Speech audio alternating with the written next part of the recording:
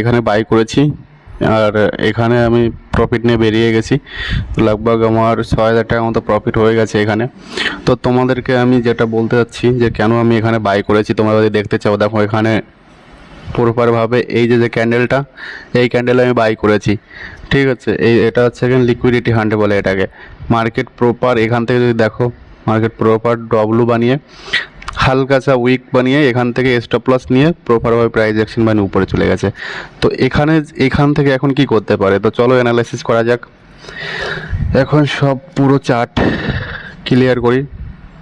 চলো chart clear হয়ে গেছে, এখন ডে ক্যান্ডেল দেখা যাক। ডে ক্যান্ডেলে কি, ডে ক্যান্ডেলে যদি দেখো মার্কেট লগভগ এই যে লেভেলটা, এই লেভেলের কাছে চলে এসছে মার্কেট। ঠিক আছে, এখান থেকে হতে পারে মার্কেট এটা ক্রস করতে পারে। এটা ক্রস করলে তো অ্যাকচুয়ালি অনেক বড় ব্রেকডাউন হবে, কিন্তু এটা ক্রস না করে আমার যা মনে হয় মার্কেট এখান থেকেই কিছু করে এখান থেকে এটা পুল ব্যাক দেবে।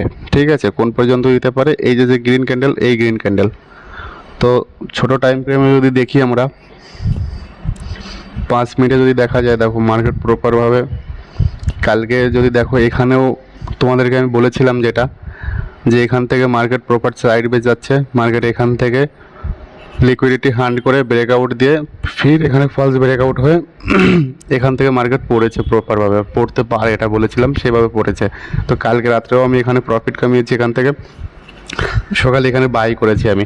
তো কথা হচ্ছে কি, তোমরা এই যে মার্কেট পড়েছে এরকম মার্কেটে তোমরা বাই কী করে করবে। ঠিক আছে, আর বাই করলে তোমাদের টার্গেট কোথায় থাকা উচিত, কী করতে হবে সেটা তোমাদের সাথে আমি বলছি। দেখো মার্কেট প্রপারভাবে পড়েছে, এখানে পরে এই একটা এখানে টাইম পাস করেছে, একটা সাইড হয়ে গিয়ে এখান থেকে নতুন একটা চ্যানেল বানিয়ে আবার মার্কেট পড়েছে। পরে এই যে প্রথমে এখানে টাচ করেছে, টাচ করে এখান থেকে পুল ব্যাক নিয়েছে। তো এটা আমাদের জন্য সাপোর্ট হয়ে গেল। ঠিক আছে, আর এটা মনে করো ছোটো রেজিস্ট্যান্স।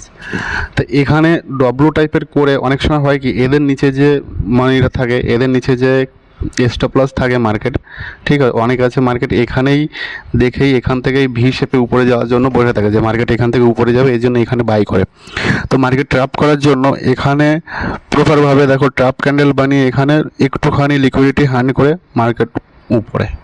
আর এখানে যারা সেল করবে, ঠিক আছে, এখানে যাদের সেল করবে তাদের এখান থেকে আর স্টপ লস নেওয়ার বেরোনোর জায়গা দেবে না।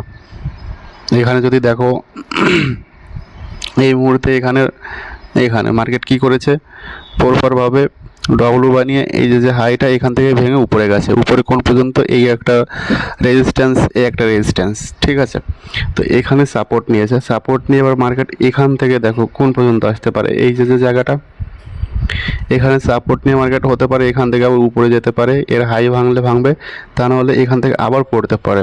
মানে এই যে রেঞ্জটা তোমাদেরকে আমি ভালো করে বোঝাচ্ছি।